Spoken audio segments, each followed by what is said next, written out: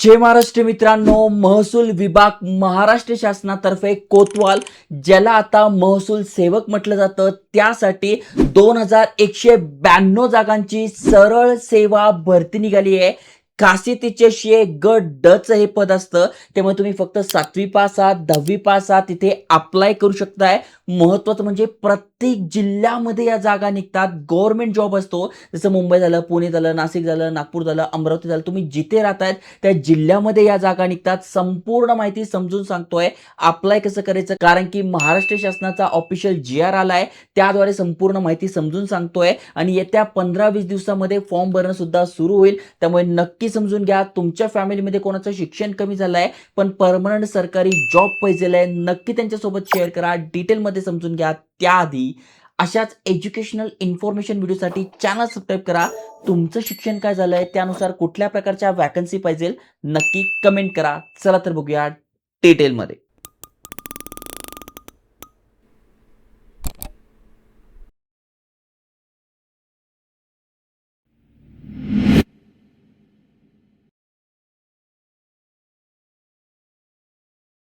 तर मित्रांनो, तुम्ही बघू शकताय महाराष्ट्र शासन यांच्या ऑफिशियल वेबसाईटवर घेऊन आलंय. शासन निर्णय आलेला आहे, ज्यानुसार बघू शकताय महसूल विभाग, ज्याला आपण रेव्हेन्यू डिपार्टमेंट म्हणतो, त्या अंतर्गत ही भरती निघालेली आहे. महाराष्ट्र सरकारचे सगळे तुम्हाला इथे नावं दिसून जाईल, शासन निर्णय दिसून जाईल आणि ही यांची ऑफिशियल PDF असणार आहे. ओके, बघू शकताय कधी हे अपडेट आलंय तर 19 ऑगस्ट 2026 म्हणजे लेटेस्ट अपडेट असणार आहे. आणि बघू शकताय विषय काय तर महसूल सेवक, ज्याला आपण याआधी कोतवाल म्हणत होतो, तर त्या पदासाठी ही भरती निघणार आहे. 2026 ची मेगा भरती, सरळ सेवा भरती आहे. ओके, आता खाली स्क्रोल केल्यानंतर किती जागा आहे तर बघू शकताय आतापर्यंत जागा रिकाम्या आहेत 2912. या पदांसाठी ही भरती निघते. महत्वाचं म्हणजे खूप दिवसापासून हे पद रिक्त आहे, तर डायरेक्ट सरकारने GR काढलेला आहे आणि नोव्हेंबर पर्यंत 30/11/2026 पूर्वी कोणत्याही परिस्थितीत याची भरती प्रक्रिया पार पाडायची आहे. त्यामुळे जे जे एलिजिबल आहे त्यांनी नक्की इंटरेस्ट घ्या, अप्लाय करा. कोतवाल चांगलं पद आहे, गट ड चं पद आहे, तुमचं शिक्षण कमी आहे तरी तुम्ही ते अप्लाय करू शकताय. आता जिल्हा निहाय आपण जर जागा बघितल्या तर तुम्ही ते बघू शकता. छत्रपती संभाजीनगरमध्ये टोटल रिक्त पदे किती आहे 283, म्हणजे 500 मंजूर झाले होते, 217 भरले आहे, तर 283 बाकी आहे. जालनासाठी 47, परभणी 64, हिंगोली 45, नांदेड 78, बीड बघू शकता 71 आहे, लातूर, धाराशिव, त्याच्यानंतर एकूण बघायला गेलं तर या जिल्ह्यांसाठी 685 आहे.